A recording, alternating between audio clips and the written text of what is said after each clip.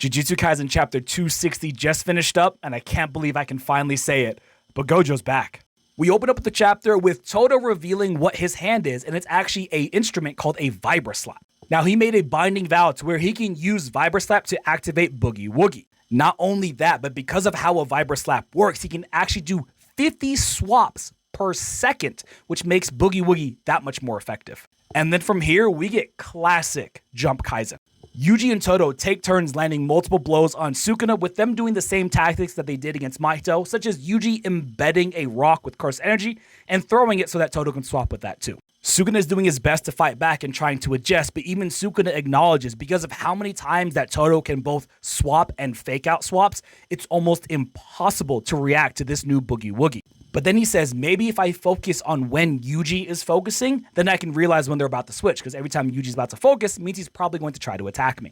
However, right whenever he tries to employ this tactic, a crow suddenly appears behind Sukuna, one of Mei-Mei's crows. That's when Todo uses his 10,000 battle IQ and swaps Yuji with the crow instead, leaving an opening for him to land another Black Flash directly on Sukuna's chest. Not only does Yuji land another Black Flash, he then does it with his claws and rips into Sukuna's chest. And then in the very last panel, we see Sukuna trying to open up a domain expansion with the same hand symbol, but he looks into the smoke and it says that he looks at the strongest ghost that he had put down with his own hands, and all we see is an image of Gojo. Now for the record, we don't see Gojo's forehead, so it could be Kenjaku, but from what we're seeing, it looks like Gojo through the smoke.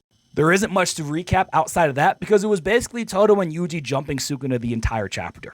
But obviously the number one highlight is the fact that Gojo might be back, and if that's the case, then this is going to be the greatest chapter of all time. But like I warned everybody in my live stream, don't hold your breath because it's very possible this is a fake out. We're talking about Akutami here.